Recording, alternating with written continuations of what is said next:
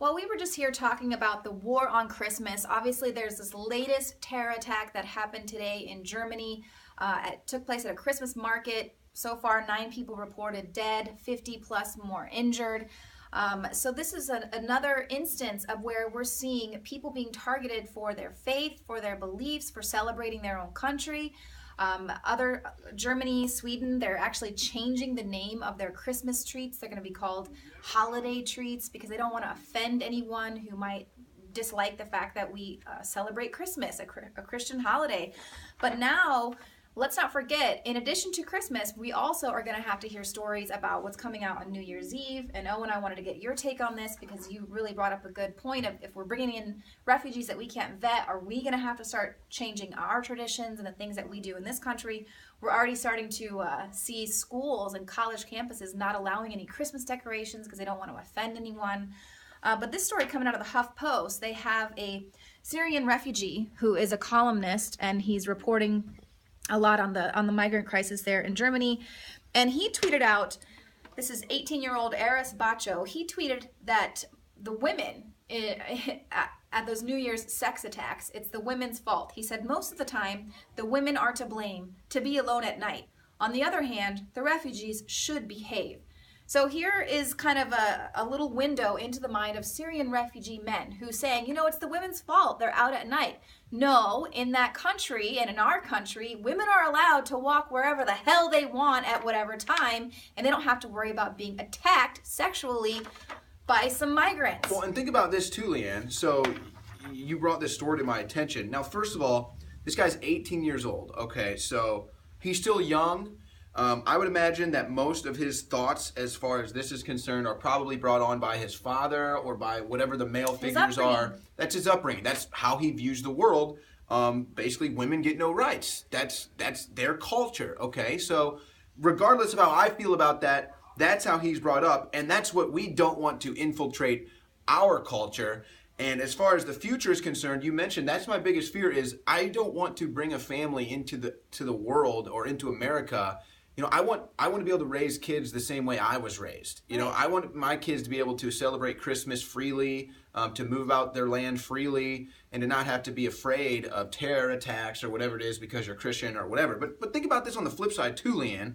If I said something along these lines, and I came out and I said, well, she shouldn't have dressed like that. How dare these women are getting raped? How dare they leave the house? How dare they go to a bar? How dare they drink? How dare they even exist? Well, I would be considered a white male misogynist that hates women, but they're tolerant of it when it's their upbringing based on their religious beliefs. So this is clearly an agenda against you. I mean, you could really say Christian males. I suppose, but Western. But that's what I'm saying. You can see the difference in the double standard here, where they'll basically publicize and glorify this.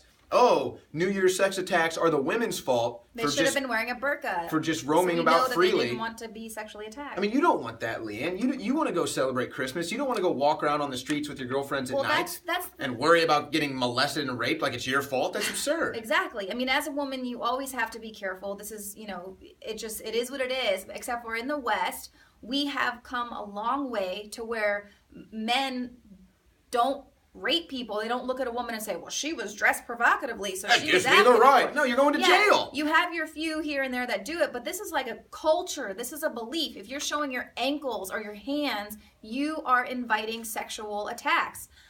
And so that's the big issue there, where people need to speak out against this, not saying, oh, well, we need to change our culture and our ways and stop calling it Christmas and don't call them Christmas cookies or don't put up any Christmas lights because we don't want to offend these people that might want to rape us or attack us or plow us down with trucks.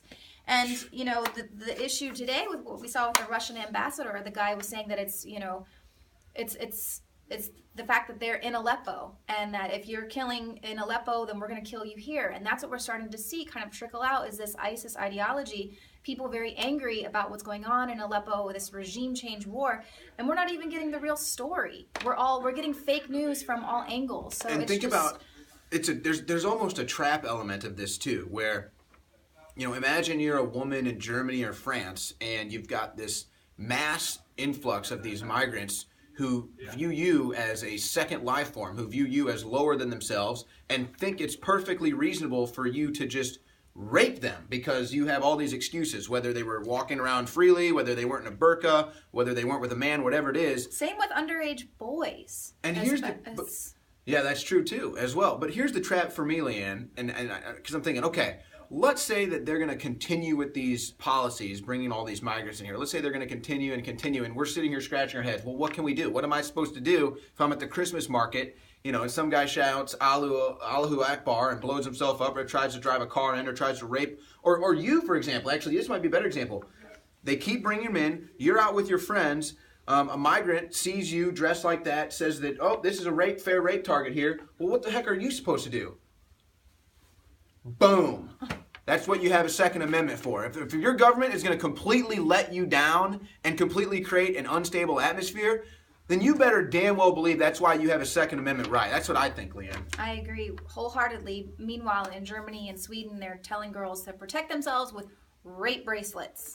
I'm telling you right now, I don't want Leanne McAdoo walking around on the streets with a bunch of migrants who think they're justified in raping her just because she's not with a man. And if I do have to put her into that situation, she better be armed because that's her right. This is Owen Schroyer and Leanne McAdoo for Infowars.com, fighting for your rights every day.